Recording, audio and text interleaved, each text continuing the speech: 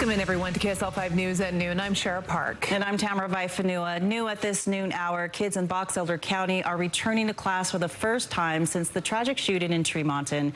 Today is the first day of school for the Box Elder School District. Well, schools weren't connected to the shooting directly.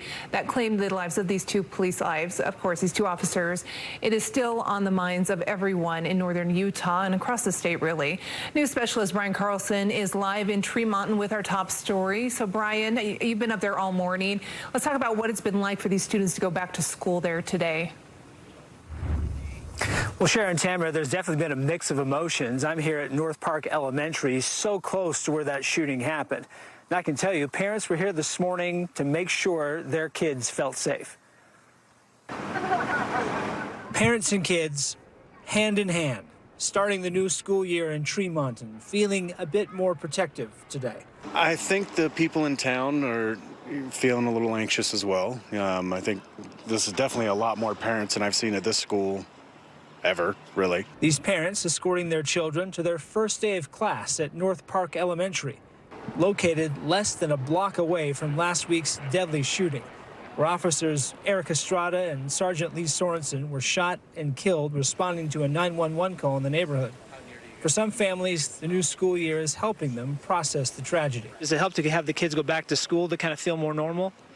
I think yes, because they will be focused on education, on improving their skills. That's the goal of police and the Box Elder School District, too. Officers showing up to help kids feel safe.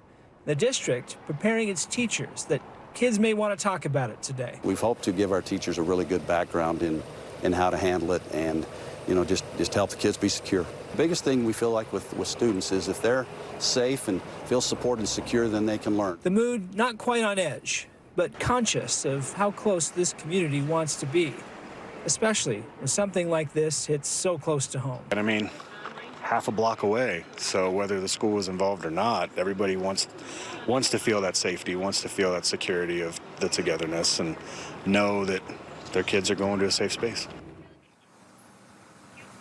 Now, the district isn't providing grief counselors for kids today, but here at North Park, they do have one of their 4 licensed clinical social workers on hand, trained to be able to handle situations like this and help kids get through it.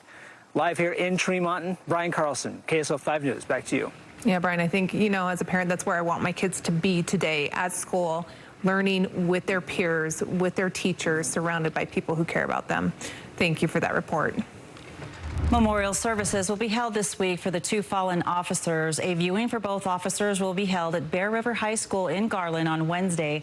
Officer Estrada's funeral will be held on Thursday at the Utah State University Spectrum in Logan. Sergeant Sorensen's funeral will be held at the same place on Friday. And new at this noon hour, the Box Elder School District will not have school on Thursday or Friday.